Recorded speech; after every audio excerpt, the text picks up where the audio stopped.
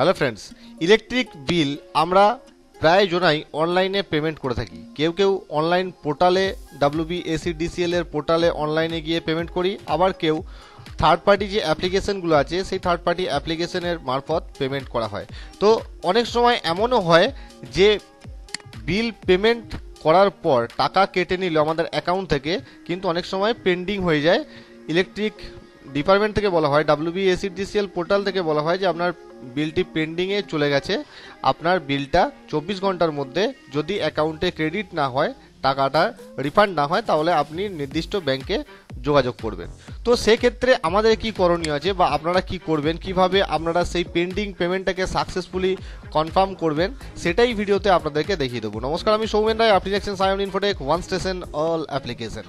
তো এর জন্য আপনাকে ফার্স্ট কি করতে হবে, যখন পেমেন্ট করলেন, আর এই ভিডিওতে আরেকটা জিনিস আপনি বুঝতে পারবেন যে আপনি প্রিভিয়াস যে পেমেন্টগুলো করেছেন সেই পেমেন্টের রিসিপ্ট যদি আপনি হারিয়ে ফেলেন বা কোনো সময় হয়তো এমার্জেন্সি প্রয়োজন, আপনি কোথাও গেছেন বাইরে, সেখানে হয়তো প্রয়োজন, তো সেখানেও আপনি এটা বের করে নিতে পারবেন আগের পেমেন্টের রিসিপ্টগুলো, সেটাও এই ভিডিওতে দেখিয়ে দেবো। ভিডিওটা শেষ পর্যন্ত দেখতে থাকুন। তো এর জন্য WBACDCL এর যে অফিসিয়াল ওয়েবসাইট, সেখানে আপনাকে আসতে হবে। অফিসিয়াল ওয়েবসাইটের লিঙ্ক আমার ভিডিওর ডেসক্রিপশন বক্সে থাকবে, ওখান থেকে আপনি এখানে চলে আসতে পারবেন। তারপর যে হোম ইন্টারফেস, এটা আপনার সামনে ওপেন হয়ে যাবে। আমি এখন এই ওয়েবসাইটে আছি। তো এখানে আসার পর আপনি কি করবেন, ডান দিকে দেখতে পাচ্ছেন যে অপশনগুলো রয়েছে, যে ট্যাবগুলো রয়েছে, এখানে চলে আসবেন। এখানে এসে যে ডাউনলোড পেমেন্ট রিসিপ্ট, এখানে ক্লিক করবেন। ডাউনলোড পেমেন্ট রিসিপ্টে ক্লিক করলে এখানে সিলেক্ট টাইপ দু রকম অপশন আপনি এখানে দেখতে পাবেন। একটা হচ্ছে অ্যাপ্লিকেশন নাম্বার আর একটা হচ্ছে কনজিউমার আইডি। তো সবসময় কনজিউমার আইডিটা সিলেক্ট করবেন, কারণ কনজিউমার আইডিটা আপনারা সবাই জানেন প্রত্যেকটা বিলের মধ্যে কনজিউমার আইডি 9 ডিজিটের থাকে। তো কনজিউমার আইডি দিয়ে অবশ্যই সার্চ করবেন। তো 9 ডিজিটের যে কনজিউমার আইডি সেটা এখানে দিয়ে দেবেন। তো কনজিউমার আইডি এবং ক্যাপচা সাবমিট করার পর এই ধরনের ইন্টারফেস আপনার সামনে আসবে। দেখতে পাচ্ছেন এখানে নিচে দুটো অপশন রয়েছে, ভিউ সাকসেসফুল পেমেন্ট হিস্ট্রি এবং ভিউ পেন্ডিং ফেলিওর হিস্ট্রি। যদি আপনার কোনো পেমেন্ট পেন্ডিং হয়ে থাকে, ফেলিওর হয়ে থাকে, তাহলে আপনি এই ট্যাবে গিয়ে সেটা দেখে নিতে পারবেন। যদি কোনো পেন্ডিং না থাকে তাহলে কিন্তু আপনাকে এখানে কোনো রেজাল্ট শো করবে না। আর যদি কোনো পেন্ডিং থাকে তাহলে এখানে আপনার অবশ্যই রেজাল্ট শো করবে।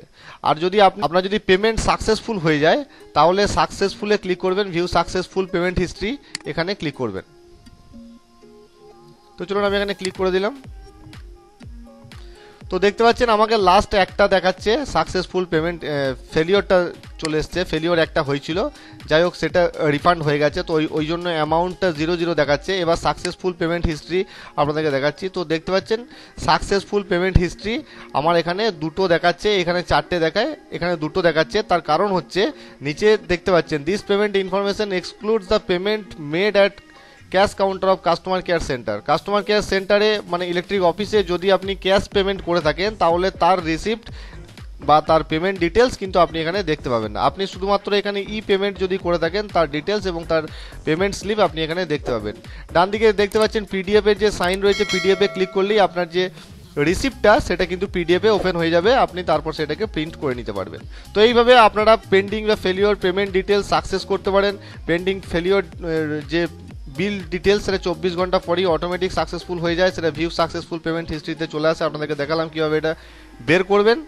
আশা করি ভিডিওটা ভালো লেগেছে। ভিডিওটা ভালো লাগলে একটা লাইক অবশ্যই করে দেবেন। আর আপনি যদি আমার চ্যানেলে নতুন বা প্রথম হয়ে থাকেন তাহলে চ্যানেলটি অবশ্যই সাবস্ক্রাইব করে দেবেন। আবার দেখা হবে নতুন কোনো ভিডিওতে নতুন কোনো টপিকস নিয়ে। ততক্ষণ জয় হিন্দ।